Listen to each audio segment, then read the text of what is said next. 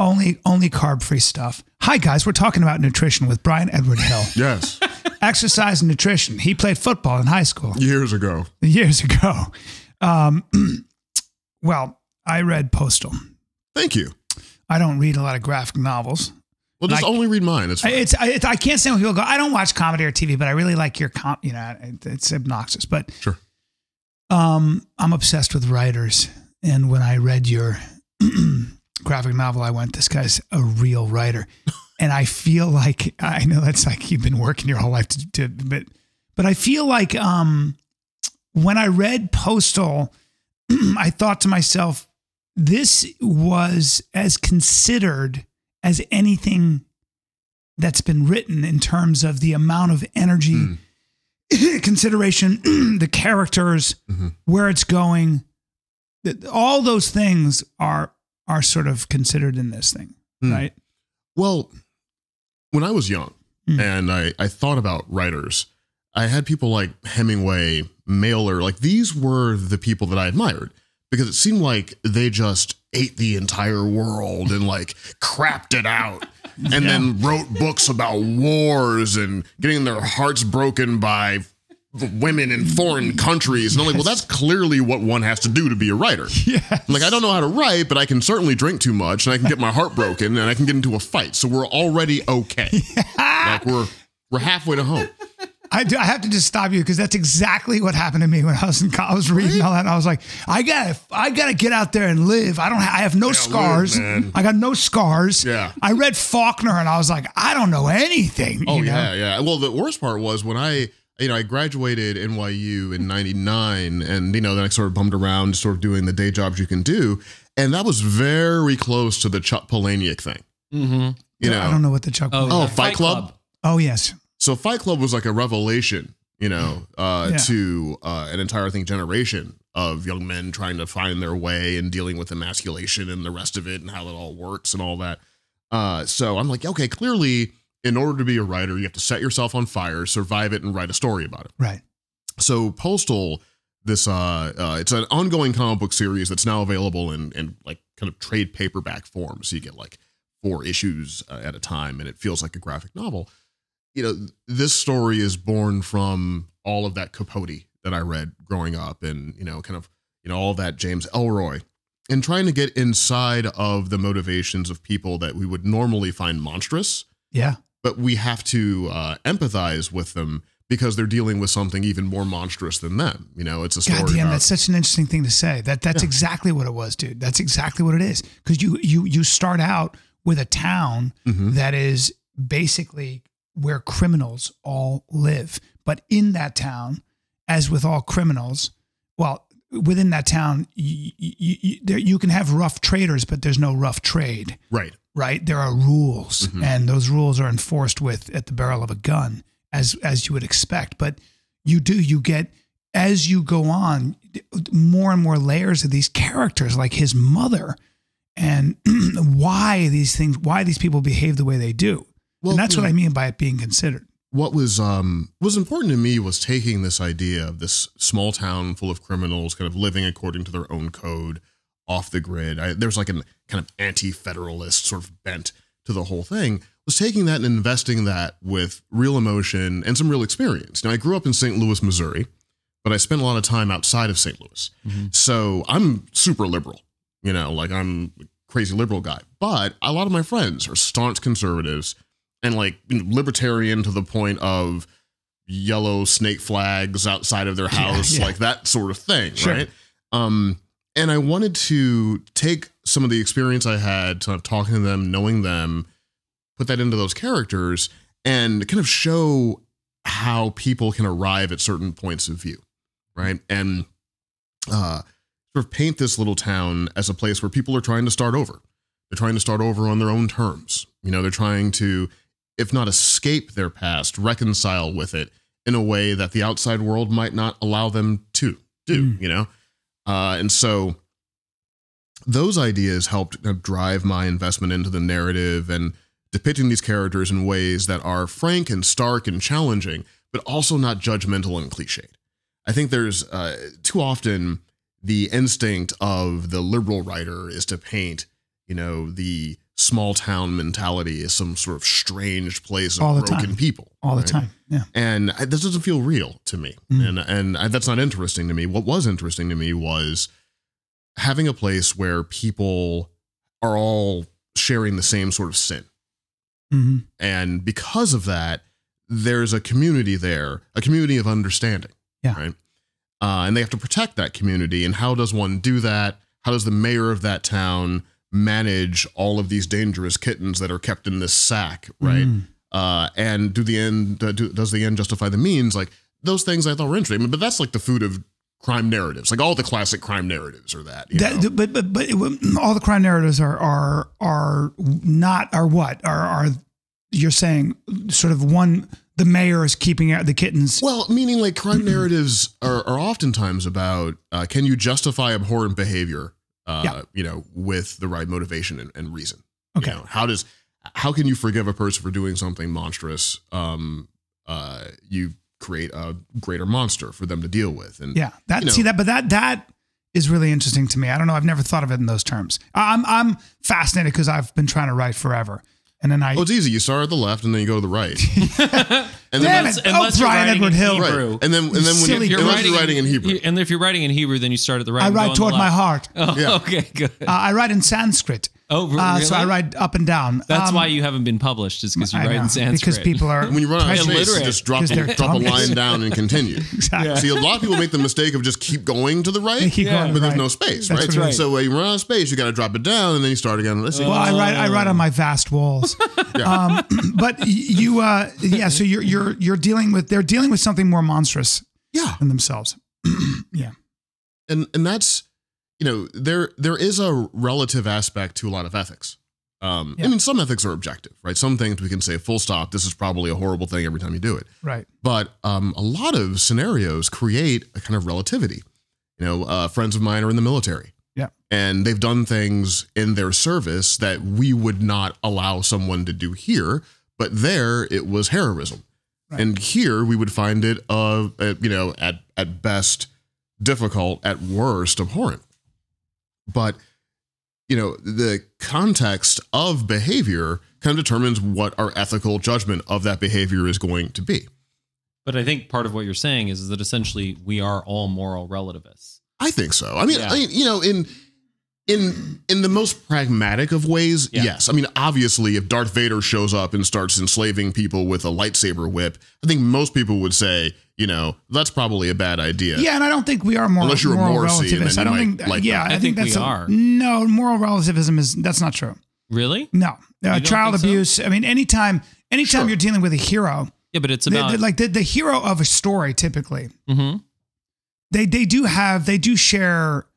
In many ways, like even this character who has Asperger's syndrome, there is at the end of the day, at the core, a purity. There are lines they won't cross, for the most part. And I think that's very important for story. Mm-hmm. There are just certain things that you won't compromise. That the idea that you would impose your will on somebody who can't defend themselves. Sure. There are so many examples of that where they're just there is a moral code for most of your heroes. I mean, there are complicated characters like Tony Soprano, right, who can sort of order a hit and tell his child to do his homework in the same breath. That's very interesting and complicated. But even with Tony Soprano, most of us, I would argue, like him because there's a decency at the end. There's a code of sort of a warrior's code at the end of the day. I never hurt nobody. Right. Didn't deserve it, that kind of idea. But that's the point is that his code makes sense within his world, right? If you take his code and bring it to Santa Monica, because he's still a tragic character and he still pays for his lack of morality.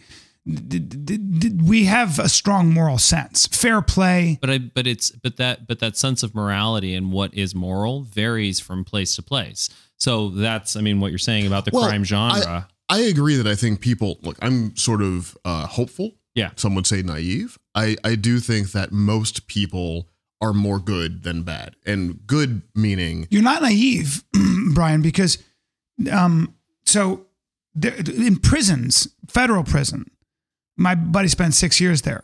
It's exactly like you're describing. There are rules. Totally. And there's the shot caller.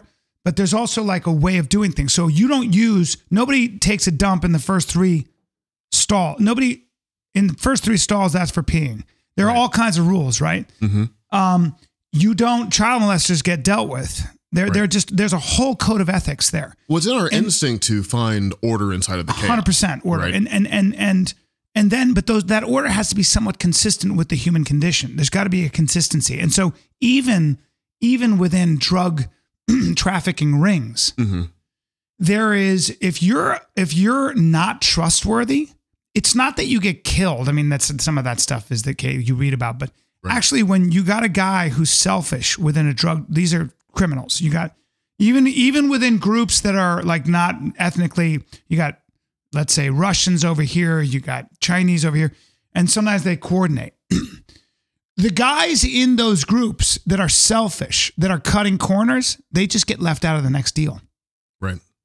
And that's what happens to you. I mean, I remember when I was selling cocaine in Miami. Wait a minute. We definitely had a handbook about what you could do and what you couldn't do. What you couldn't. Exactly. You know what I'm saying? Exactly. Well, that's why I'm so excited to write my Bryan Edward Hill biography, I Ate the World and Shit It Out. Yeah, there you go. Good. It's going to be really good. It's going to feature you in full Miami Vice gear. Forward by Drake. Oh my God. Forward by Drake. You hear that, Drake? You're writing the but we actually, you bring us back to what he was saying initially, which was you read, Hemingway and you read Mailer and you said, I'm going to eat the world and crap it out. Yeah. That's what a writer does. Go back to that. Well, yeah, it's when I was a kid, I didn't want to be a writer, until later on. When I was a kid, I wanted to be an FBI agent. I wanted to catch bad guys. Like we spoke before. So my dad died when I was 7 years old.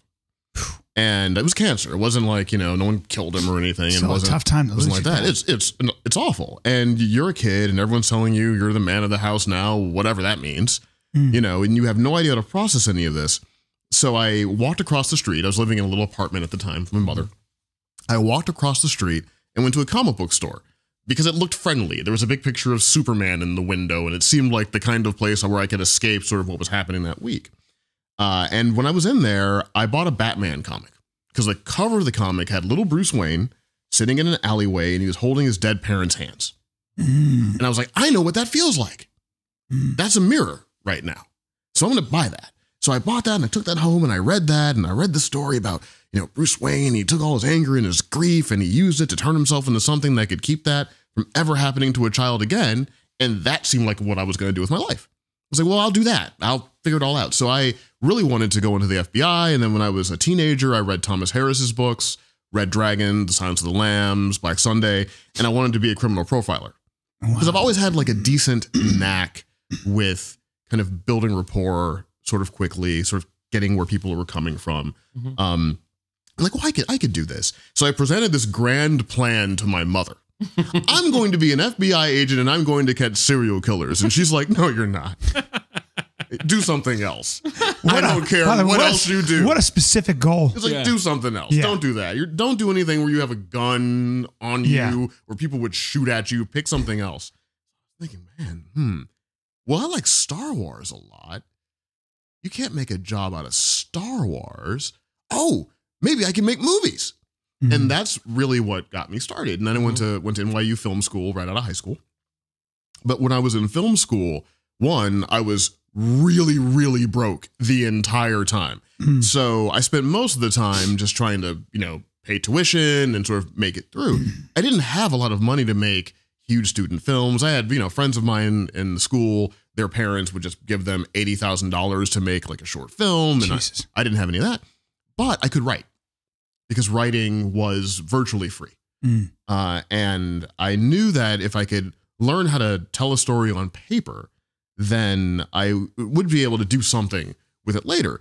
And that's what put all of that struggle and that difficulty in context, because then I started looking at other writers and saying, oh, you know what? Okay, I'm not alone here. Because the hardest thing to do when you're sort of forging an uncommon path for yourself is to find the community. of people that are doing something the same thing. And this is before social media, Twitter, Facebook, all of this. This is like, me in college. We're talking. Brian's 93 years old. Yes. Yes. Old man. When I was liberating Middle Earth from Sauron. So you feel very alone in these pursuits, right? Like you're sort of like climbing uphill and you don't know if there's anyone else out there. So reading stories of writers who were going through horrible things and managed to pull a novel out of it, whether it was something semi-classic like Hemingway or something, more recent like John O'Brien's Leaving Las Vegas. Like all of that stuff spoke to me because it said that, okay, this pain and difficulty and fear that I feel, I can harness it. Yeah. And I can use it. Mm-hmm. And so it sort of like fed into the cycle of writing. And that's when I started to, look at those figures that were able to make the lemonade out of their lemons and said, well, that's the kind of writer that I would like to be. So Batman started it. Batman started it, yeah. And you said that's a mirror. And then totally. And then that was probably, I want to be an FBI profiler. I want to make movies. That's kind of what was the next thing. What is the job closest to Batman? Yeah, that's right. So if there was a psychotic clown serial killer terrorist, I guess the FBI would do it. Yeah. So I'll be Batman. I'll be that. Yeah. Like that was. And now you're writing for DC Comics. You're writing the Batman. That's correct. The detective series, which is crazy. What a full circle and thing. I mean, that's amazing. Yeah, it was really awesome. I was up in Canada working on Titans. That's the television show that I'm writing right now. Mm-hmm. And it's based on DC Comics characters. So I was up there producing the episodes that I had written, and I got an email from DC Comics because now I'm friendly with them because working in the show, working in comics, all that. They asked me, hey, Bryan, would you like to write Batman and Detective Comics for a little while? And I was like, wow, yeah, for sure. So that's how quickly it came. Mm-hmm. And I had a story. I love when people like you say that's how quickly it came, but after a lifetime of writing. Well, that's what it is. Great. No, yeah, it takes 10 years to be an overnight success. But Postal was really interesting because that's a character with Asperger's, and you weave it in. Trying to create a character, a hero, out of somebody with such limited capability, but a specific capability. So it's not, but it is a limited one, a peculiar set of skills, right? Well, I think it's limited in one sense. If one has the expectations that someone communicate, behave, perform as we expect the quote unquote normal person to do, there are limitations. But I was interested in what specific advantages this character would have due to his psychological makeup in this world of criminality, right? So when I started thinking about writing the story, the first thing I did was I went to YouTube and I looked at a bunch of YouTube video diaries of people who were diagnosed as being on the spectrum of Asperger's. And I just listened for, about a week. Just like going through the videos and then watching them and sort of hearing them speak about their experience and what they do. Because what I didn't want to do in that story was do something like Monk. Where it was cute. Mm-hmm. It was like, look at me. I have a thing and I can drink this glass and I can tell you what you're thinking because of the lipstick. I didn't want to do that. Yeah. What I did want to do was hopefully accurately articulate the perspective of people who are dealing with the problem of being different. Yeah. The problem of expressing yourself differently, and particularly in terms of emotion. But that's not you. That's you have a high social intelligence, a high verbal intelligence, right? So that's where I was interested is how did this guy know so much about this character and why the emotional affinity with a character like this? But it also goes back to the whole thing of you don't have to eat the world to craft it out. Sure.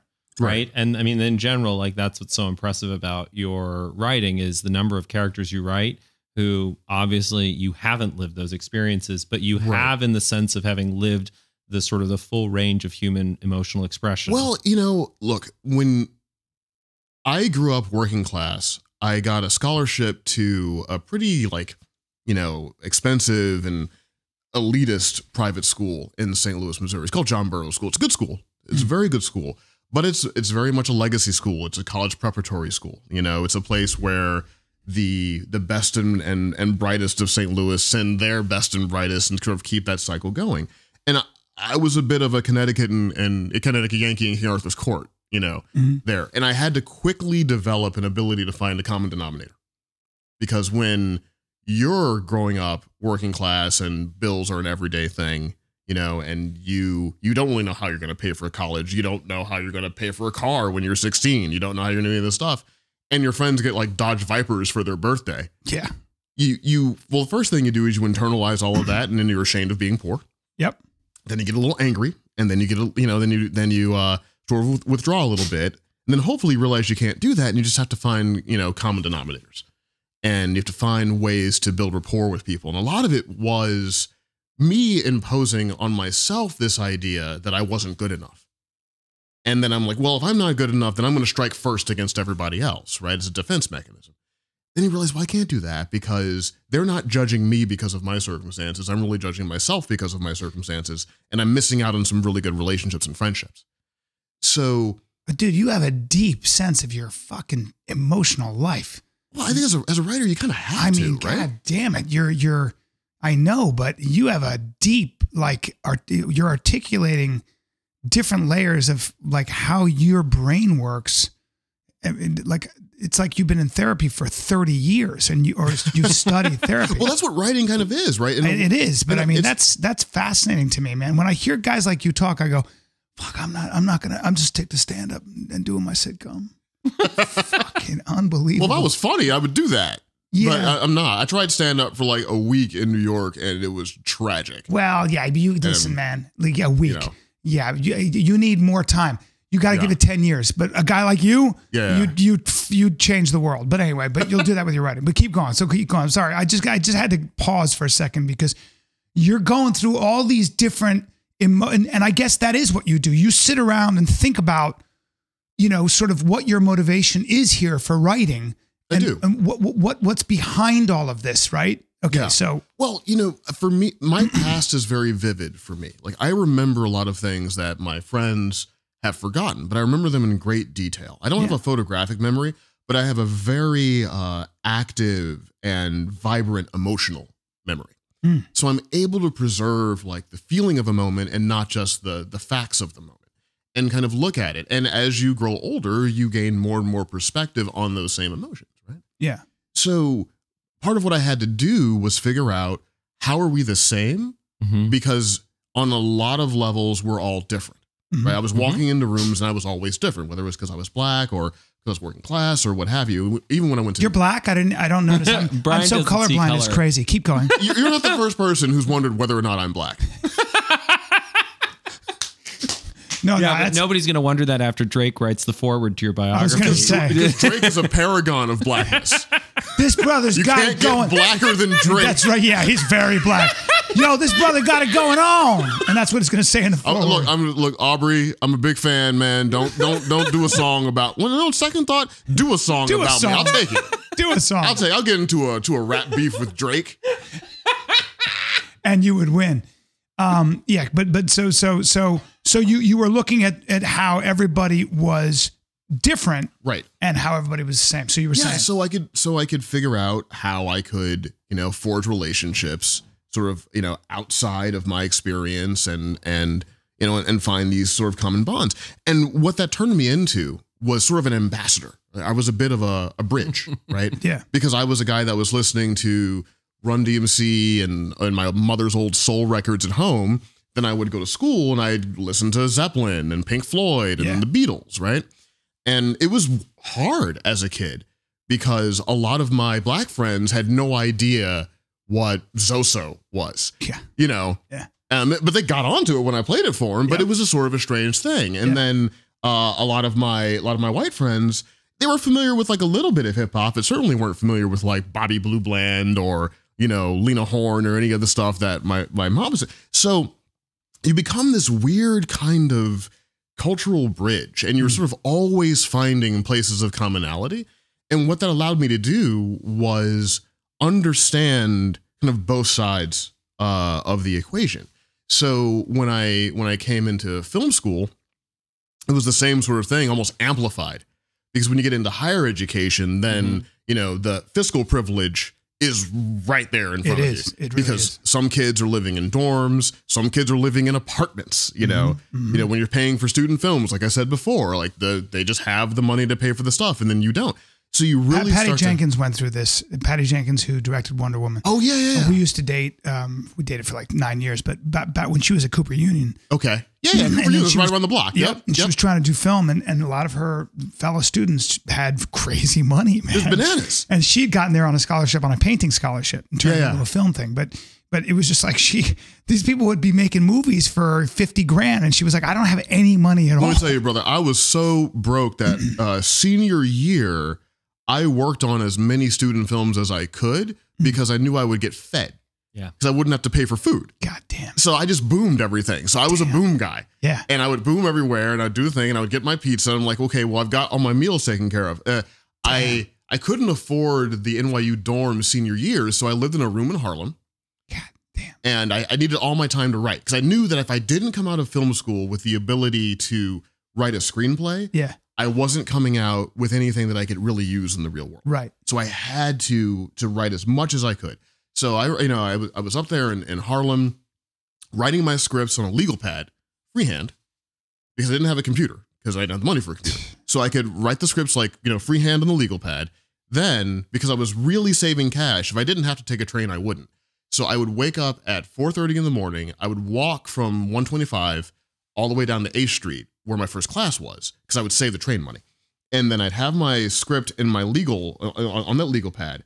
I would go to the computer lab on my spare time and I would type up the script in the computer lab and print it out there and then take it back and walk it up there and edit it and the whole thing. I lost like 25 pounds that year. People were like, wow, Bryan, you're losing a lot of weight. I'm like, oh yeah, it's just a broke diet. It's called poverty. It's called poverty. It's the poverty diet. It's called burning 2,500 calories walking It's not the Mediterranean diet. I'm not keto. I'm just poor. Yeah. Exactly. God damn. Writing on a legal pad, living in a room in Harlem. And by the way, the whole time you were also reading a lot. Oh yeah. I mean, you've read everything. What amazed me was, when you're in St. Louis, you have like a couple good libraries. And they're not great libraries, but they're good libraries. Yeah. And I spent a lot of time there, growing up. Like books were a comfort for me. Yeah. So it was just an easy way for me to visit a world that wasn't my own and kind of. Who turned you on to books?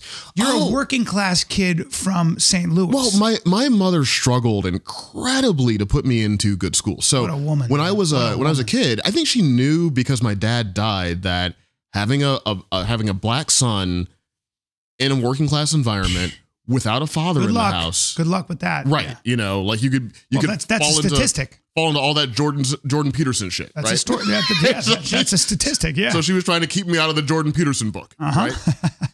And so she found a Montessori school, and I don't know if your listeners are familiar with Montessori. My sister went. My kids went. No, not my sister. Right on. My kids went. So I went to a grade school, 1st through 6th grade, that was a Montessori school. It was taught by an incredible woman named Anjana Chowdhury, and she really helped foster my love of reading. Mm-hmm. When I was a kid, I used to stutter too. So my mother would help me with my stuttering. I never went to like a speech therapy thing. I think a lot of it was just, when you're a kid, you manifest trauma different ways. Yeah. And I think that was sort of part of it, and she helped me get through that. And reading wasn't easy for me, but she would spend time with me, in the mornings and help me get through my studies, I mean, it wasn't like the anecdote Obama always says, where his mom woke him up at 4:30 in the morning and all of that. Yeah. But it was similar. Like when Barack Obama told that story, I think there's a lot of kids who lived through that. I don't know the story. Oh, so he tells a story about how he wasn't a great student, and he was, kind of bumping around in like Indonesia, wherever he was getting his education. And his mother, I think it's Ann Dunham, was worried that he wasn't going to receive a great education. So she would wake him up at 4:30 and take him through studies before he would go to school. Mm. And one day, he wanted to complain about it, and he was like, I don't want to do it. And then she said, well, this isn't a picnic for me either. Right. And that was like a stump speech thing, he would do. But when I heard that, I'm like, yeah, I know what that's like. Because I remember being, in the small apartment at the kitchen table, glass of milk in your left hand, pencil in your right hand, going through, trying to write the cursive or spell the words, what have you. I'm sorry, but every ethnic Chinese immigrant and every ethnic Korean immigrant and every Igbo Nigerian and every Gujarati Indian and every Lebanese from West Africa knows exactly what you're talking about. Absolutely, right? You know what I'm saying? Every Japanese guy in Peru. Yeah. Yep. And my mother is very much cut from that cloth. I mean, Where was she from? Oh, she's just from St. Louis, but she always said to me, and I remember this, like even when I was a little kid, she was like, every generation should do better than the next. Mm-hmm. And she would always say that, right? That was always the point. So she helped put me into these schools, and in the schools I got, to understand education, not only as a way to sponge facts and then regurgitate facts, but I got taught how to teach myself, which is the most important thing you can teach a kid. Yes, sir. Right? Mm-hmm. How to get information. That's right. Mm-hmm. And I didn't realize until I taught I was a substitute teacher in New York for a little bit, taught high school. I didn't realize how packed these class sizes were until I got into these schools. I didn't realize how difficult the environment was for kids to get an education. Yeah. I grew up I don't even know what that means. I mean, you can't, it's not relevant for me. I just didn't understand. Nobody explained why I should study algebra and geometry. Nobody even put it in the context that teaches you how to think. Yeah. I was never told any of that stuff. It's my high school was 12, 13 kids in a classroom. Mm-hmm. There were only 100 kids in the class, male and female. Mm-hmm. So you knew everyone's middle name. I knew everyone's parents' names. You'd been Dunbar number. Yeah. Most people's houses. So it was a real community. Mm-hmm. And if you weren't doing well in your studies or athletics or whatever it was, you had community support because you're told every day that you have the ability to be whatever you want to be. And you're getting that message and it's being reinforced all the time. And those experiences are incredibly important. Yeah. To help you sort of frame yourself. So that's where a lot of my relationship to reading and writing and articulation came from. And what's as opposed to the sort of messages that you would have gotten if you'd just gone to the local public school. Right. Which would have been that you will never be anything. I think you're the kind of guy with your imagination, you would have found your way. I could have put you in jail. And you could have grown up in jail and done it. But I know what you're saying, and I do appreciate that because a lot of it came from your mother. Totally. A lot of it's like you just like the world. I wish the world would listen to. There's a blueprint. There's a technique. Mm-hmm. And I bet you could draw major through lines to people that are successful that go on to become significant. I know. And we have on this podcast. Yeah. I mean that. So there's a couple of things that I think are worth noting. One, you talk about having to be the bridge between many different cultures. Mm-hmm. That was our childhood growing up, right? I mean, we grew all over the world. Bryan did it by being funny, and that's how you build the bridges. And then and being athletic and good looking. And you have to tag that, but keep going. Okay. And I just got the shit beaten out of me, which that really brought everybody around me because they all had something to punch. Not me. I fought. I was a wrestler. Survivors are dangerous, man. Yeah, exactly.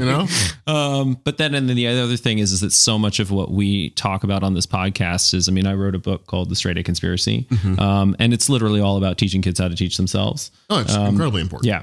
And it's actually the most important. There's an Alvin Toffler quote: "The illiterate of the 21st century will not be those who cannot read and write, but those who cannot learn, unlearn, and relearn." Absolutely. And so that's really the knowledge that we have to democratize, because the point is the blueprint does exist.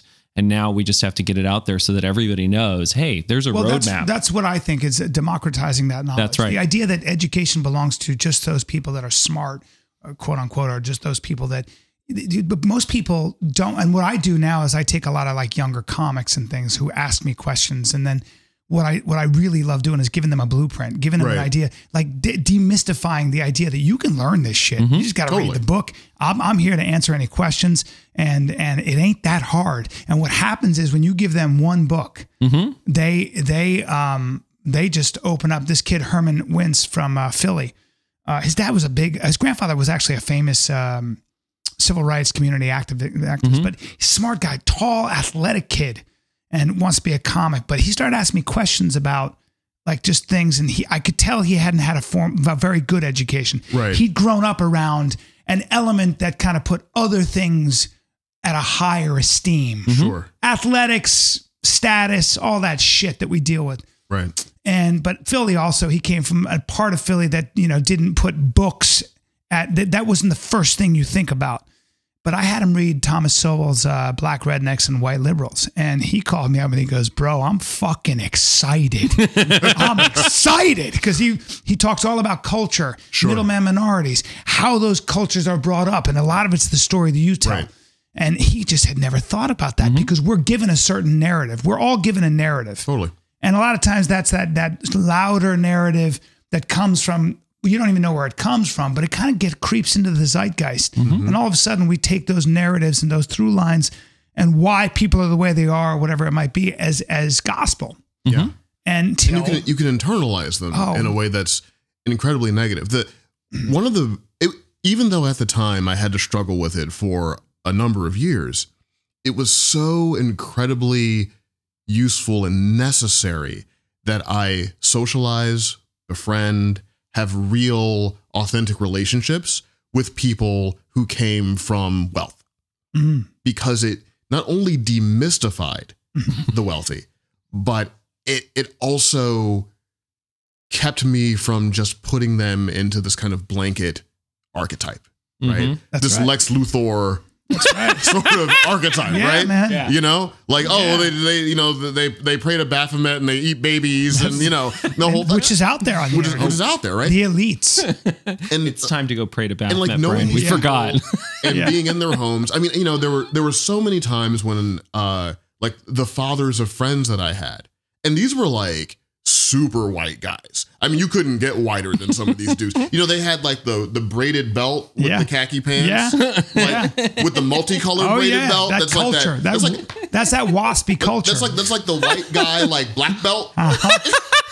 It's like whenever you make that first like 10 million, they give you this. They give you the braided belt. They give you that braided belt, man. You can't buy it in the store. No, you can't. And now we bestow you the braided belt. Yeah, it comes from like Freemasonry or something. You are finally pure, my son. Where that comes from, right? Yeah. But they would take me in and they would just sit and talk to me about like business and sort of like managing your future a little bit. And I think they could pick up that I was a bright kid that wasn't getting a lot of these influences and, wouldn't be able to get them without someone actually sitting down and giving them to me. And those moments you hold on to, you hold on to the moments where people tell you can and people tell you can't. You do. And, for young people, you got to make sure that the cans outnumber the can'ts, and that's really, I think, the basic math of it. And although I had a lot of can'ts growing up, I had way more cans. Yeah. I mean, I was a poor kid, but I drove a BMW because my friend had one. Yeah. And I was like, you know what? I'm going to do this one day. Yeah, I can get used to this. Right? Yeah. Everything like that is that as a kid, I grew up in the Middle East a lot. And so when people talk about Arabs, I have a very different perspective on Arabs. Yeah. I look at them as humans and I have nothing but positive experience with Arabic people. Sure. So when I can't read about Syria because it upsets me too much. It's not, they're not those Muslim fanatics over there. I know exactly who those people are. They're exactly like all of us. They're having the same conversations. They're having the same hopes and dreams. And then when 7 years go by and their children haven't had an education, I then worry about what that's going to be. So your childhood and your experiences, your tactile, visceral experiences, your contact with those kinds of people, walking through the souks, the marketplace in Saudi Arabia and in Yemen and in Lebanon, and the smiling faces and the welcoming in and the mango ice cream and all those things and the shawarma and the molokhaya and all that stuff. That shit is a very different experience than growing up around Indians, because my sister was born in Bombay and all our friends were, it's a very different, it's a very, very, very different thing. Well, and it becomes, you can't stereotype. Like that's the whole point is that the generalization of the stereotype makes sense when you don't have the disconfirmatory evidence of like having met individuals who don't fit that stereotype. Well, I had never had experience around waspy people. So my mother was Italian, Sicilian. My father came up, he was a poor Irish guy from the Midwest. So I'd never been around, when we moved to Greenwich, Connecticut, because my dad was a banker. Right. I never went to school there, but I would come back over the summer and I was in boarding school, right? And it was a very international boarding school. 55% of the kids were all on scholarship from all over the world. So again, it was a very eclectic group, right? Yeah. So I was around mostly brown and black and Asian. I was around that's what I came up around, right? And I never forgot, I went to a party in Greenwich, Connecticut, and they were so tall. They were all so goddamn tall. The boys were giants and they were formal, but at ease with this strange British formality. They had that good length of bone. They did have good length of bone. There's so many Silence of the Lamb references in this podcast. They were bigger. Yeah, of course. Yeah. Good. Yeah. But the food was bland. Yeah. I remember smelling the food was bland. And I remember a kid said, and I remember he put something on my sandwich, and it was something that I grew up eating curry and all that stuff. Of course, rice and fish and all that. Yeah. And he said something like, and he put garlic on it, and it was the most disgusting thing I've ever tasted in my life. And it was the way he was talking was so foreign to me, man. Yeah. It was so it was almost scary, and I felt I felt very ashamed. Yeah. I remember feeling a deep sense of shame because I just wasn't built like them. First of all, shame I felt like I had to drink more milk. The root of so many problems. Yeah. And one of the reasons why I'm very frank about where I came up and what I went through and my origins is I know there are people out there listening who are in similar circumstances, kind of earlier on their journey than I am on mine right now, that could really use that echo. Right, of their experience. So they can hear me talk about it and be like, oh, wait a minute. Okay, so everyone who writes television wasn't born in Orange County. Yeah. Right. You know, like you don't have to be from there to do that, you know, and that helps eliminate, you know, that sense of shame about what you are. Because again, it goes back to you driving that BMW. Yeah. If I don't pee, I'm going to die. So we have to pause. Yeah. Hold, please. Soon. How do you write women? Oh. Well, you know, there's a lot of talk about the strategies that people use to do that and do that. I just sort of just write a character and just kind of go and just let it live where it lives. You know, I don't put a lot of thought into the differences between genders, quite honestly. Mm-hmm. You know, I mean, a lot of the characters that I write are based on people I know, like amalgams of people I know with a little bit of me added in. And I guess some of the nuance sort of comes through because of that. But there's a recent trend of a lot of hair pulling about how, you know, a writer will write, you know, a character outside of their race, outside of their gender and what have you. It's so annoying. Yeah, and I think it's unhelpful. I think it's identity politics at its worst. They're creeping into our artistic space. Well, because you're also saying that those people are different. So so a white guy can't write a black woman, a black man can't write a Chinese woman. It's the dumbest shit. It's the bankrupt. It's not true. First of all, it boxes people in a way. Lynn Nottage wrote Sweat. Lynn Nottage is a black woman who runs the Yale School of Drama. She wrote a Pulitzer Prize winning play about, a lot of it was about white dudes, white working class 30-year-olds who are so angry that their factory is closing that they beat the shit out of people, you know. And Lynn Nottage, and guess what? You feel deeply and sympathetically for those white guys. Lynn Nottage doesn't even know them, and she did a great job. So it's I think a lot of the problem is we have too many pathways where it's easy to communicate knee-jerk thought. And because of that, instead of works communicating with each other, right? Like you would write a novel and I would read it. I'm like, I don't really like the thesis of this novel. Mm-hmm. I'm going to write a novel that's going to refute this thesis, right? We'd sort of do like a kind of a mailer thing, or criticize by creating, or like a Gore Vidal, Buckley sort of scenario, right? Instead, we just go to Twitter. And all of that energy that would go into creating a work, a long form, goes into a rebuttal. Yeah, some tweet on social media, and then it gets a bunch of likes and retweets. And so the conversations that we're having, a lot of that's wasted energy that could get put into works. I hope podcasts are the antidote to that. I hope podcasts are the. I think they are. I think they are too. I think people instinctively are having that conversation. I think a lot of people know that tweeting is bullshit. Shame on the Huffington Post. Shame on Vox. Shame on BuzzFeed. Because they always talk about the Twitter backlash.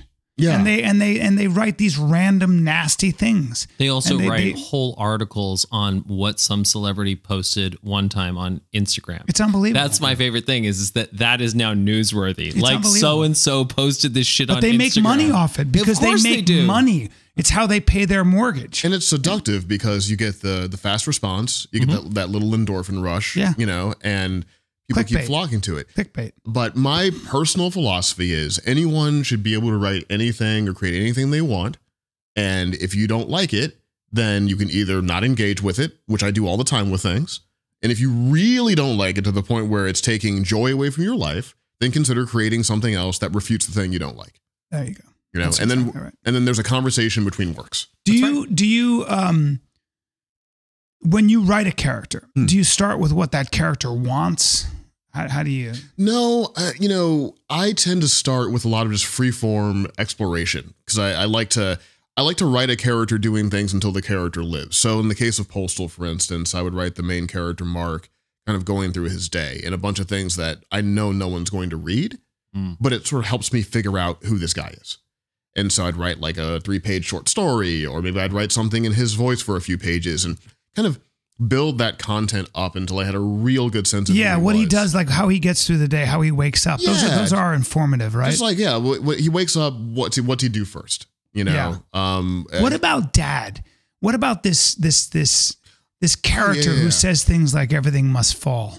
Well, that comes from that guy, Missouri, and the long drives and the tent preachers and that sort of environment. Like I was. So guys, just so you know, Postal, the father is this scary sort of. Yeah, he's a scary kind of Old Testament. Yeah. You know, he's kind of like he's almost like death with the hammer, the sickle, you know? Yeah, he's a cult leader in a lot of ways. Yeah. You know, he's a man that formed kind of a cult, and that led him to create this small town in Wyoming that's full of reformed and not reformed criminals that, you know, some are fugitives and some are not. And it's sort of ruled by these draconian laws. Yeah, and he's just based on a lot of bad leaders I've seen in my life. Yeah. You know, like one of the things that irritates the shit out of me, can I say shit in this podcast? Yes, you can say whatever the fuck you want. Is a bad leader, is someone who clearly is only invested into themselves. Yep. And they're using their platform, their charisma. If you're going to say that's Trump, I'm going to flip out right fucking now, bro. Look, like, but that's a classic example, in my opinion. Yeah, I mean, that's the hero, the latest in a long line. The best thing I ever heard somebody describe him as the hero or the victim of every story he tells. Yeah. Yeah. Yeah. And there's a lot of people that are like that on, you know, nearly every side of the spectrum. And I really am bothered by those kinds of characters, those kind of creatures in our world. So I based the father of the story sort of on that. He's like this sort of almost like legendary mythical figure in a lot of ways. I mean, you know, symbolically in terms of mythological archetyping, it's almost like he's like the old god that was slain that has come for revenge to punish the kingdom for forgetting, you know, his ways, his with the capital H, right? It's almost like Old Testament shit. Well, but and actually, I mean, I think that's part of the interesting thing is that, you know, Marvel, DC, all of these things, they're fully realized modern mythologies. They're modern religions. Like absolutely. The stories provide people with meaning in their lives, just as Batman did for you. They provide a sense of community, right? Sure, yeah. There's rituals, there's all of that. And, you know. Oh, yeah, for sure. I mean, you know, because we're growing more and more secular, and we're also more and more permissive for different belief systems. It's harder to group people into like your main pantheon of belief systems, right? So we're sort of all over the place, and that kind of religious spiritualism is very private now. But fiction has become like a public way to go through all of those things. I mean, Star Wars, if you were to go into a time machine, go 500 years in the future, assuming the planet Earth is still there, you know, and look back on now, you would think about Star Wars like a belief system. I mean, it's got its sacred texts, you know, it's got its pilgrimage, it's got its sacred locations, it's got all of the things that you would attribute to religion, and it's serving some of that same function in people's lives, right? That can be good and bad. It's good I think Joseph Campbell had a great deal to do with absolutely, yeah. Star Wars. With Star Wars, because Lucas and Spielberg, those guys all had him on the set at times. When I was in high school, my friend Ben Miller and I, who's like one of my closest friends, he's also a writer. We discovered the Campbell part of George Lucas because we were so nerdy about Star Wars, and we kind of read every interview. We started with the Starlog magazines and kind of went deeper and deeper and deeper. And we heard Lucas mention this guy, Joseph Campbell. It's like, all right, well, I'll take a look at that. Hero with 1,000 Faces. What's that? I'm like a junior or senior in high school. That's a rabbit hole. That's good shit. Yeah. And then, you know, we read that and we're like, oh, there's a universal power to this stuff. And there was also a book written by Christopher Vogler called The Hero's Journey. Which is excellent. Yeah. And that's a good book if you're looking for an entry point into Campbell. Yeah. I would suggest start with Vogler's book. Yeah. And then go to Campbell, because Campbell. I always push people toward The Power of Myth. Power of Myth, yeah. And then Hero of a Thousand Faces, and then Massive God is there. Yeah, and then and there's also The Wisdom of Joseph Campbell. There are tapes. You can actually listen to him speak. So yeah. And when you see the similarities between the stories and the effect of the stories, and you start to understand the role of mythology and how modern mythology still plays a part, that also helped inform my work and kind of gave it more purpose. Whether it's good or bad, fiction is the last vestige of philosophy for most people. You know, we don't make a point to teach people philosophy really anywhere. In small, like, localized programs, you'll find it here and there. Not a critical part of certainly a high school education. Well, we get our moral code from fiction. I mean, I remember I was a wrestler, and I remember losing my first year. I was like, well, in the movie, the guy just stays after practice and drills and runs. And then I was like, and then I saw a thing where I was like, also in the movie, the guy goes away for the summer and trains at the toughest camp. So I went to Iowa and trained at Dan Gable's camp, where a third of the camp would drop out. I almost broke. I came back my senior year, and I was the guy before practice running. Yeah. I steamrolled. I lost once by a point. Yeah, I beat the fucking shit out of everybody. That's really an important point. Because I embrace that mythology. I want to kind of drill down on that for a little bit. So one of the things that I talk to people a lot is how the Matrix sort of changed everything, and in some ways that are good, and in some ways that are bad. Right? I mean, you know, the positive parts about the Matrix, it started us thinking about philosophy in a real sort of like accessible pop culture way, and that's great. You know, it put that front and center. We started thinking about mythology. But the problem with the Matrix is it started this trend in fiction where heroes no longer have to train to do anything, where heroes just get things. Yes. Right? Man. Yeah. And in life, you don't just get things. So what happens is, God, I was just having this conversation with young people. I want to hear this. And same thing where they were talking about, I was talking about the value there may be in quiet contemplation, whether it's meditation or the idea that there's something about sitting there and chewing your food 30 times. In other words, I was trying to explain this about stand-up. I was trying to say with stand-up, like, you know, I continue to go back to my set. So there's a real temptation when you're doing well in a room that you stick to those rhythms, but going back to it and readjusting and trying to be thematic and always revisiting even the good parts, and especially dilating on the tougher parts, is how you become really good at something, you know, whether it's an instrument or whatever. And all of them hit me with this. All of them go, I know, but what about ayahuasca, man? I hear that can unleash parts of your brain. Right. We're and then it'll be a jump start. I'm like, you guys are looking for a shortcut. You're looking to leapfrog. Right, for a shortcut. There's no leapfrogging, man. Well, and so, it's a much wider societal trend, right? Because there's plenty of books also that, like, you know, suggest a shortcut, deconstruct the learning process. But I mean, you know, but there's a difference between having realistic expectations about what that learning process is and like, oh, you know, you're going to do it in, for example, 4 hours or whatever it is. Yeah. And you do want to Tim Ferriss. Right. He's my buddy. I love Tim.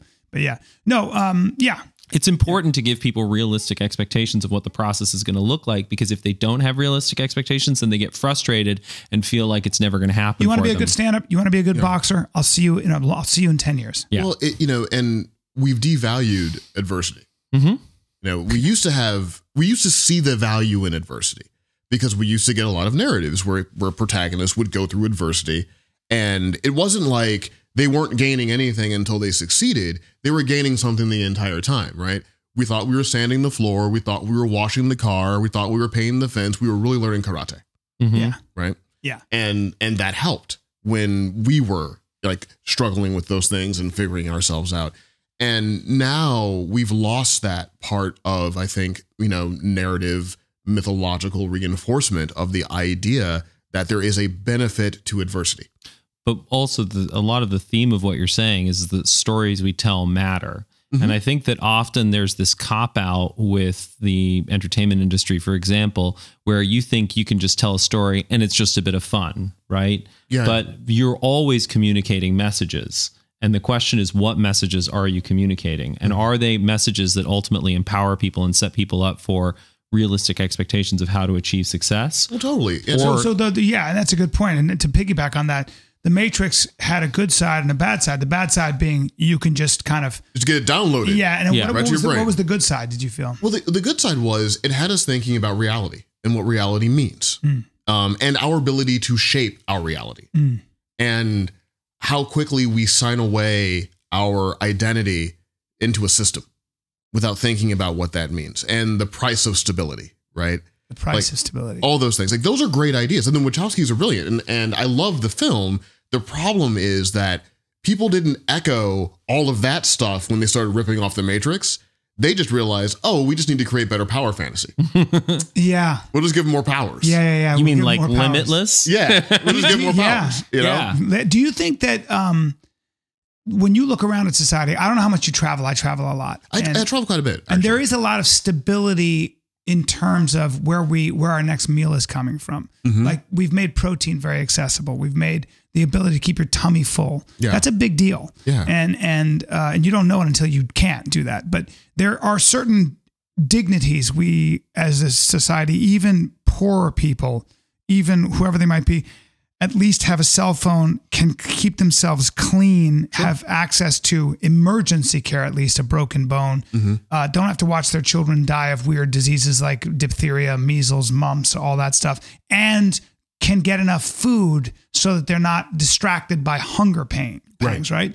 So we've made a lot of progress there, but that there is also, my experience has been, there seems to be, and I might be talking like an old guy, I might be, but there does seem to be a spiritual vacuum, a feeling that people are lost. I don't think it's a mistake that opiates and booze, from my experience, people drink a lot in this country, probably always have. Right. They drug a lot in this country, probably always have, as long as, but it's become more available. Do you have something to say about that? I think a lot of that, that ennui, a lot of that kind of the little death of living now comes from a culture built on false comparisons, right? I literally do. I mean, we have so many people that compare their actual life to someone's digital avatar. They find their life lacking. Yeah. So then they have to build a better digital avatar. And then they get self-esteem from people praising what isn't real about them. I mean, that's like how you become insane.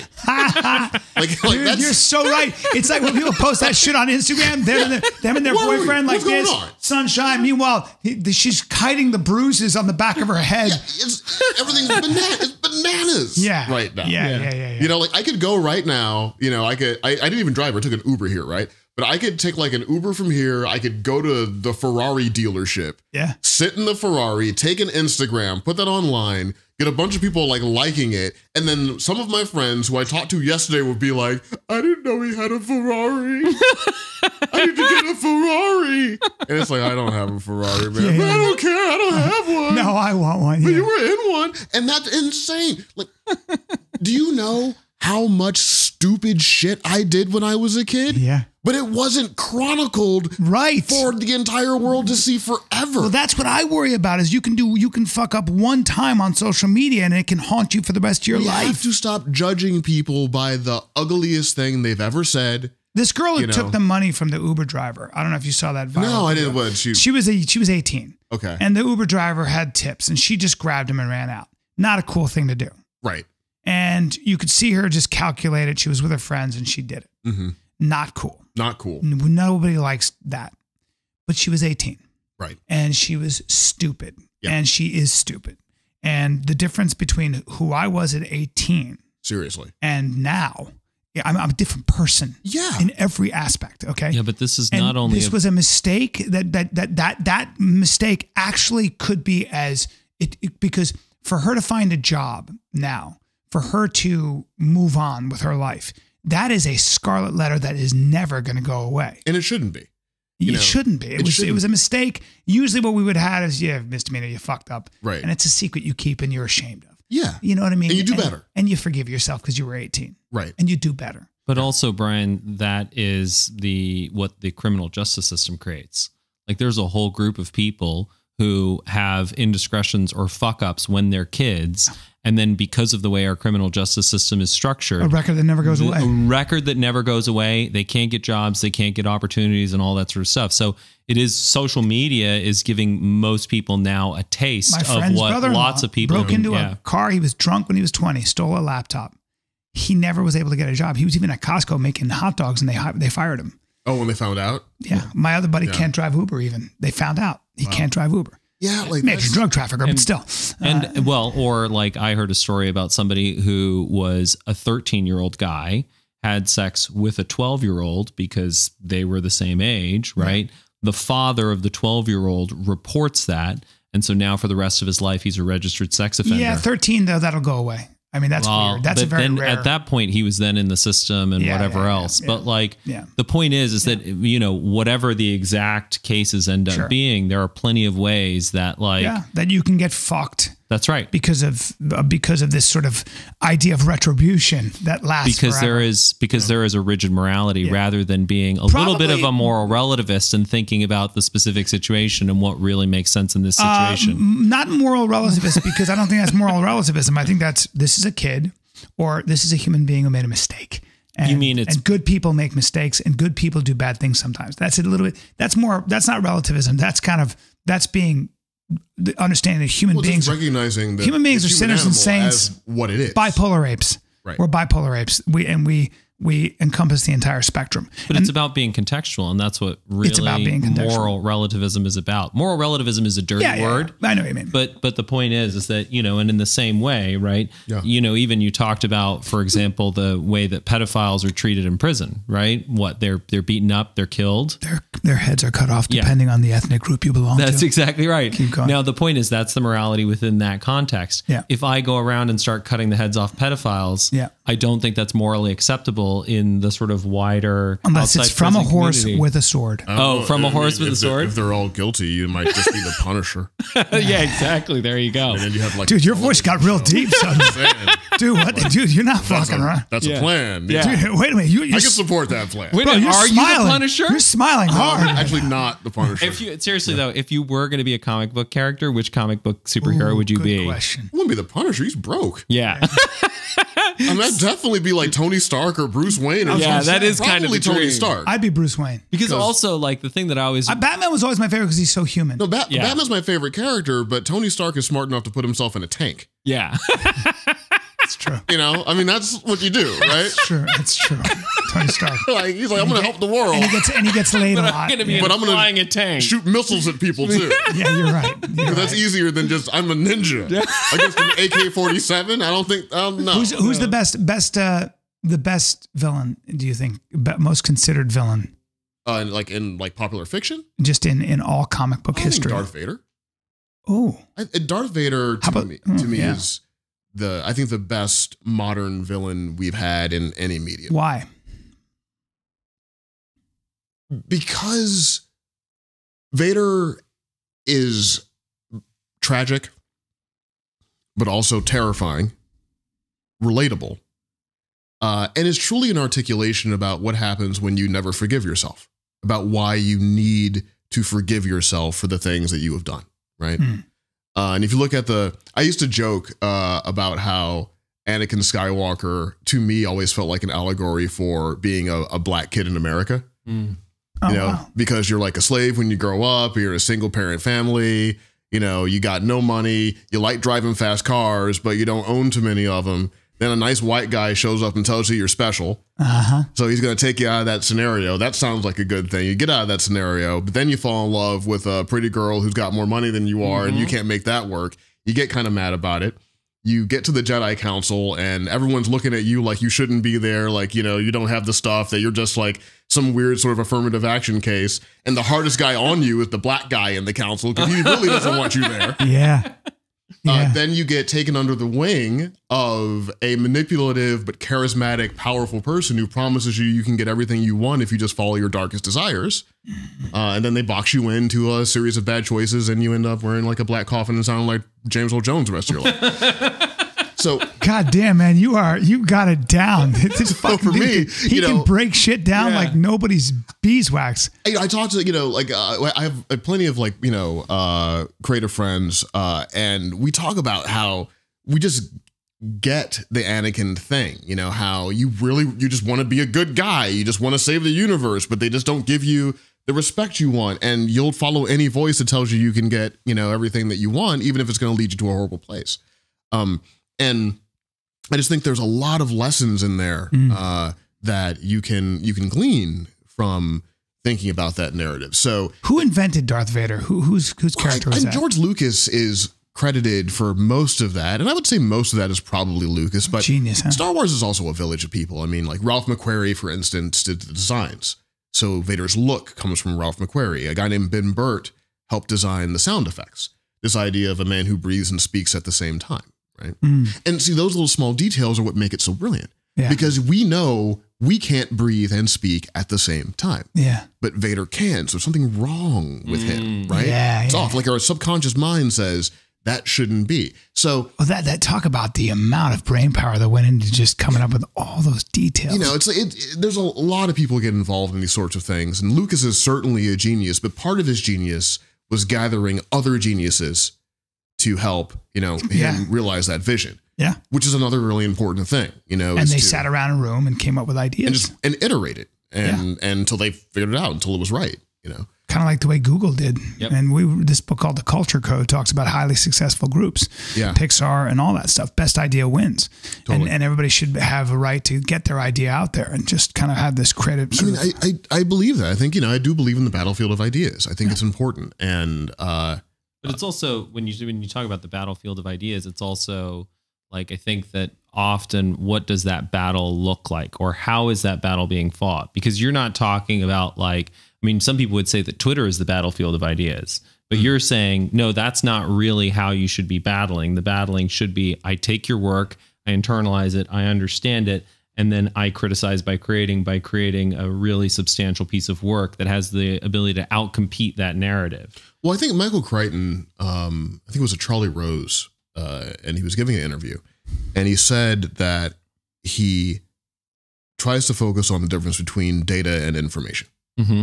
So Twitter is data, but it's not information until you wrestle with it and sort of figure out what it is that you're taking, right?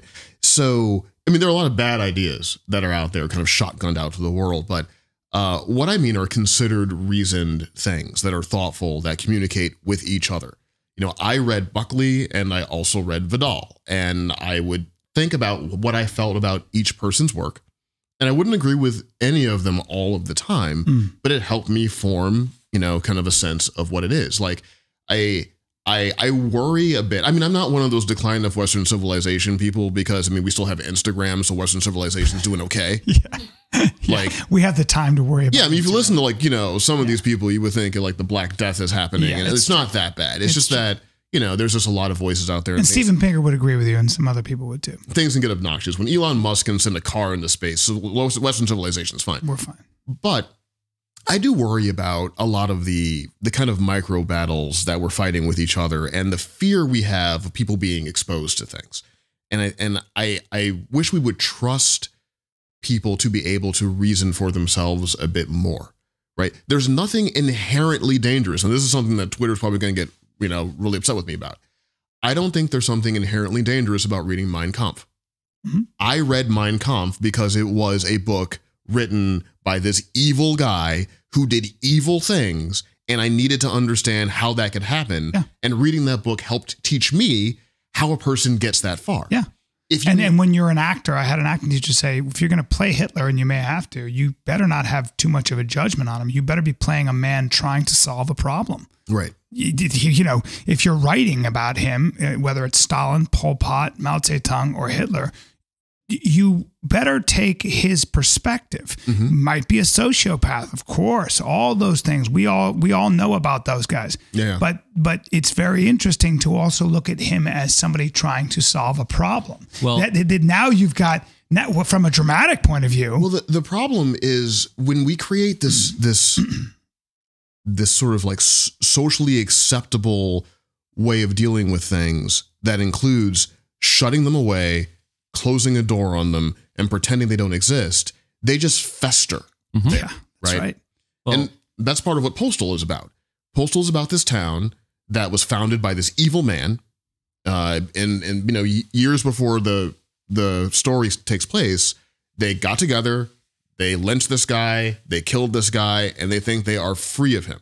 But their freedom is predicated on them never bringing up his memory. Right. And so the mayor of the town is this dead man's former wife. The son of this dead man, who's also her son, is the mailman, is also the detective in the town. And it's all about how those things that you bury will fester and they will get stronger in the darkness.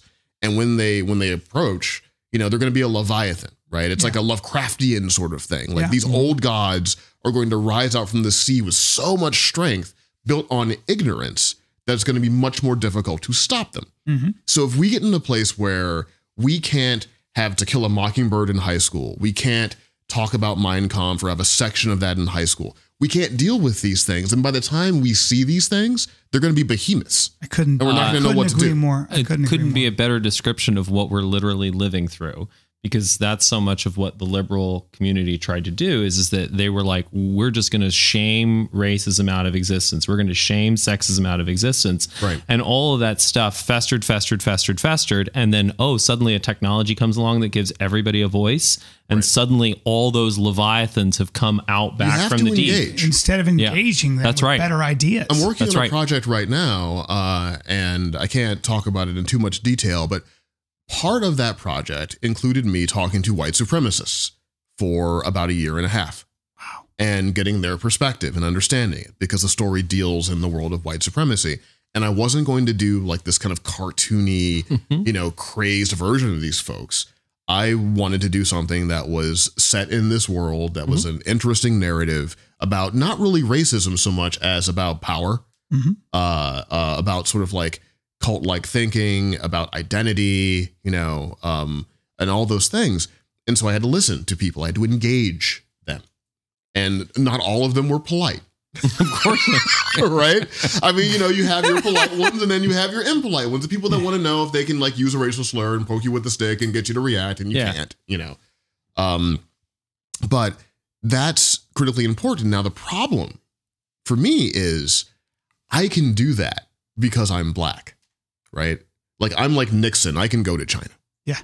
But a white writer doing that might get scapegoated, labeled, accused for doing the same sort of thing if they weren't constantly just, reiterating this is my point of view and apologize. And that's, we can't in the way of art. It gets in the way of like honest expression. We can't like preemptively strike against people and ascribe intention all the time and all those things. Like, it's, again, these aren't like I don't wake up every day and think about this. I'm not like Stefan Molyneux or something on Twitter, on YouTube, standing in front of a white wall. You're one of the most articulate people we've ever had on this podcast. I mean, I got to tell you, man, we've had smart motherfuckers on this podcast. I know, I saw. I was very intimidated. But your ability to, I don't know what it is, like make this stuff very accessible. And it probably comes from the amount of work, the amount of reading you've done, but also the amount of thinking you've done. There are a lot of people who do a lot of reading, but they don't do a lot of thinking. Well, but and it's because you're the outsider so often. Yeah. Like it's always the outsiders who are having to obsess and, to observe things that other people don't observe. And in many senses, because he does it with a great deal of sympathy and empathy. Empathy, yeah. That's the thing. That's the most important skill I think a writer can develop. It is. It's what makes you such a good writer, because that sort of your ability to encapsulate the average black guy's experience when he gets plucked from the mire, all these things that you're talking about are just like you create these kind of boxes that make so much sense, man. Well, and the thing, this whole podcast, I keep on thinking of that Terrence quote, right? Yeah. Homo sum nihil me alienum puto. I am human, therefore nothing is alien to me. And that's really what it is about. Like, it doesn't matter whether you're talking about a guy with Asperger's, white supremacists, a woman, whatever. Like, that emotional core is the same. July 20th at the Italia Hall in Chicago. I'm really excited, but that's awesome. Yeah, it's awesome. But this is all the stuff that kind of is the theme of what I'm trying to work on. And you can never work on it enough as you continue to whittle it down but you have to also couch it in the funny, right? Yeah.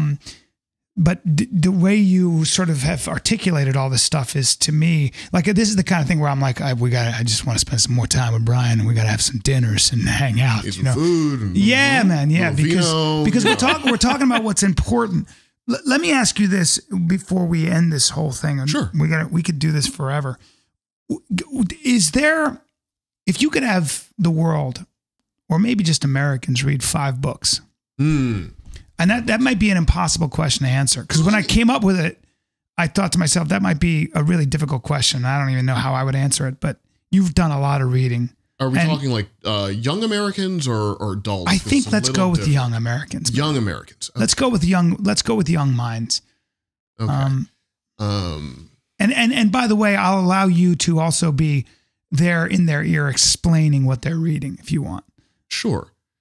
Well, I would certainly suggest the Finca Vigara edition of the short stories of Ernest Hemingway. Yeah. And the reason why is Hemingway had a very stark articulation of the human experience. You will not agree with all of his theses, but I think the struggle you have with that very transparent viewpoint is an important thing to go through when you're still forming your sense of the world, right? And when I say read something, I'm not saying read it and then live by it. I'm saying read it and experience it and let it change you and then do something else. So that's what I consider Hemingway to be. It can be a bit of a crucible in a lot of ways, but I think it's an important crucible to go through. I think especially now it's important for people to read the autobiography of Malcolm X, because I think we have lost our long view of history, of civil rights, of race relations. And too much of the world now is built in hyperbole. You hear people say, well, this is the worst time for race relations in the history of the country. Well, that's objectively bullshit. It's objectively bullshit and unfair to the people that have gotten completely us where unfair. We are. And when you read the autobiography of Malcolm X, you're going to read a story about a person that started off, in very challenging circumstances, and then aligned himself with prejudiced people for a while to find some sense of identity, to find self-esteem, and then came through that with a greater understanding of like the human experience. And I think it's sort of renounced all of that by any means necessary, because you don't get killed for splitting people apart. You get killed for bringing people together. Mm-hmm. Right. So, that's interesting. Yeah. Yeah. Like as long as you are preaching for a very specific group with very specific interests, you'll be protected. You get a platform, because you can be demonized, you can be villainized, they can raise money against you. The moment you start gathering people together, especially across class lines, that's when you get shot. Right? They didn't kill Dr. King until he started talking to Chavez. Mm-hmm. They needed a bullet. Because he was starting to dance. Maybe he's a communist. Yeah, you know what I mean? We got to start infiltrating. If you read some of the later Malcolm X stuff and you listen to some of the interviews, he was talking about class in America, and he was talking about poor white, poor black, poor Latino, and that's when you become an issue, right? Mm-hmm. So seeing that transformation, I think, is really important. I'm just personally a huge fan of Mary Shelley's Frankenstein. Mm-hmm. I think it's a great book. Yeah, it's a great book. I just think it was the first book that really got me thinking about sort of the higher philosophical ideas about what humanity is, what life is, what death is, what new technology is doing, what new technology can do. Yeah. And I think when we're in a society now where technology is advancing at such a rapid pace, we need to consider if everything needs to advance. Some things might not have the necessity of advancement.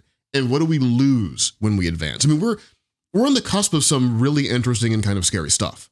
Like when you start talking about Ray Kurzweil has read Frankenstein. Imagine. By a woman, written by a woman in her 20s? Yeah. I don't know. How old was she? Do you know, Mag? Yeah, she was really, really young. My friend Magdalena has her PhD in comparative literature. So she's required to know about all literature. She's required to know everything. When they can afford to change the genetic makeup of their child soon, according to their individual tastes, we need to think about whether or not we want to do this, right? Like they're so... Christina Doudna, who came up with Christopher Cas9, asked for a global pause. She goes, we better start thinking about this stuff because we're going to be able to edit your genes and you can have more fast twitch muscle if you can be 6'4", all that shit. I'm choosing that for myself, but but I know what you mean. So I'm looking forward to the podcast where Bryan. But so much of what I think I'm proud of that for myself, or maybe whatever it might be, is the very fact that I was dealing with major deficits in my own mind and I was compensating for them and continue to. Yeah, it's again, it goes to, thinking about the value of adversity, understanding the value of difference, and not seeking to always normalize yourself according to a standard that's not real. Because normalcy is, it's subjective. It's literally a construct. If we go back to the Dark Ages, what was normal then is abhorrent now, right? So when you're changing your life, your body, your face, your things to fit some kind of arbitrary standard based on corporate messaging and shitty reinforcement on the internet, you might be walking away from your complete identity, from your soul, from who you really are, right? Yeah, man. Yeah. And you gotta consider that stuff. I think it was up to 3 books. So the 4th book is A Book of 5 Rings by Miyamoto Musashi. Great book. Great book.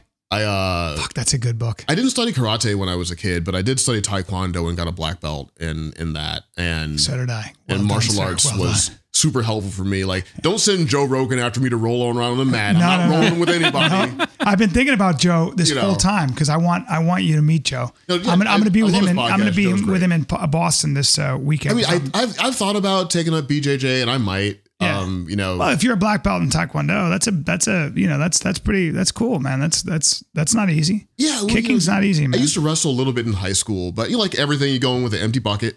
Yep. I just want to learn. Because everyone I know who practices BJJ is happier now than when they started.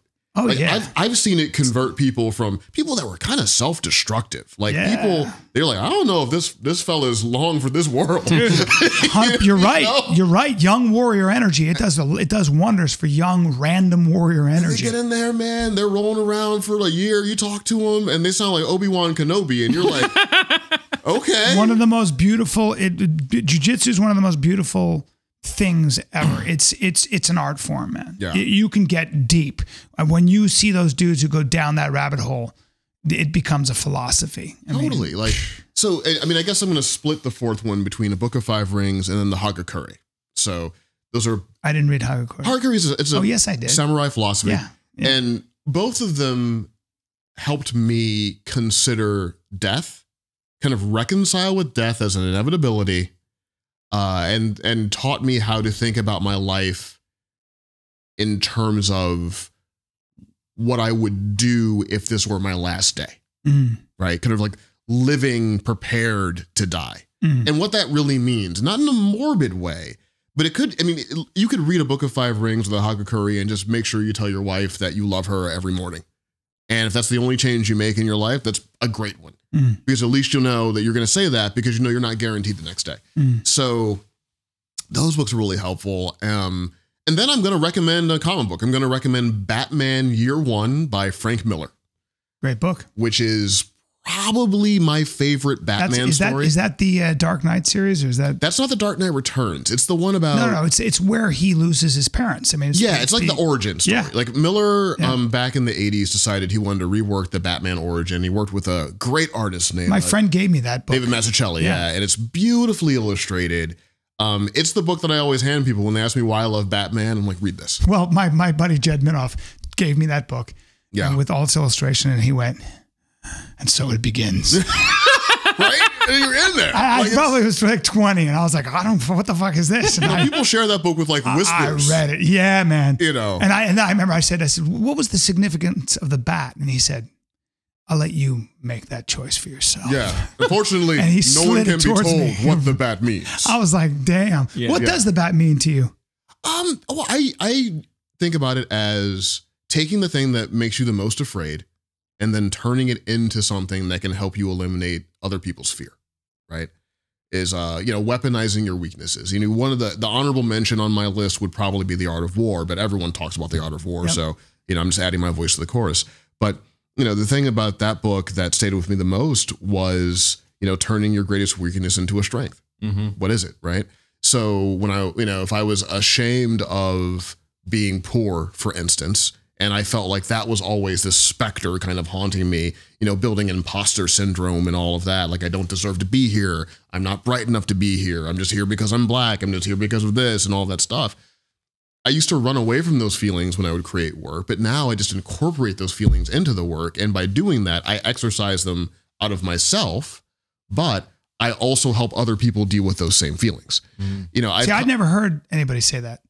I mean, I've never heard anybody put it in that context, turning fear, weaponizing fear, or at least coming to terms with your fear and then using that to help other people get over their fear. But isn't that a lot of your comedy, Bryan? I mean, I don't know. I try. Yeah, you have. I mean, that's the point. Is that part of the reason why I love your comedy is because you take all your weaknesses and your insecurity and then you blow them up to like massive, massive size, so we can all see them, and then you make them so big that they become funny. Yeah. That's true. People ask the question, right? Why do I just bad like things? Honesty. I don't like hiding behind. I don't like bullshitting. I don't like walking around acting like I'm tougher than I am. I don't like walking around like that, pretending I'm brave when I'm not. I don't like walking around acting like I'm smarter than I am, because I'm not. Sure. When I hear Hunter talk, when I hear you talk, I'm sorry, but it does make me feel like a blue belt, and I'm sitting in a room with black belts. I appreciate that. Yeah, but the real thing is when you get the braided belt. Well, when I get my braided belt, I'm not ready for that. With the little braids. I'm not ready for that. Leather clasp, and you got to wear it with the khakis. But I got to tell you something. What belt am I wearing right now? Oh, shit. Leather belt. Oh, you got a braided belt, you white motherfucker. You the Illuminati white is real. The Illuminati? Where's your cat? Why are you not petting a Persian cat? They have followed It's a me Cheshire here. cat. Damn. It's an invisible Cheshire They cat. are always with us. And it's not the Persian, it's a Cheshire. I don't know how you whites do it. And here's the thing, man. Yeah. We gotta wrap up. But God, what a pleasure this has been. Well, thank you guys for having me here. This has been like super great. Fuck, man, it's been great. Yeah, you're welcome anytime. We got another podcast coming up. Yeah, this has been. I really appreciate it. Like, this has been a great conversation. This has been, for me, it's been illuminating, man. I really appreciate it. Well, and also just to talk about like a weakness that Bryan has that he's getting out in the open here on this podcast that he's keen to work on is he has his own insecurities about him as a writer. Sure. And so everybody does. And that's the point, is to be able to be exposed to a writer like you and learn from him. I think that's really helpful. So yeah, I love it, man. I hope we can stay in touch. Yeah, absolutely. I'm downtown. Let's go do some drugs, man. What? Well, you said downtown. I thought that's what you said. Well, but that's the whole thing. Is actually that's the real secret to becoming a great writer. Is he's got some pills for you, and then problem solved. And then I can write drugs. The Hill Bryan Edward Hill is the man. Postal is the series, and there's a bunch of other stuff he's written. But I'm going to send this podcast personally to lots of people I know. Thank you, my friend. Thank you, Bryan. It's been great being here. You're a good man. Thank you, Hunter. That was fucking good, man. That was good. Was that solid? Yeah, you're fucking great, dude. That's God. I forgot about the other podcast.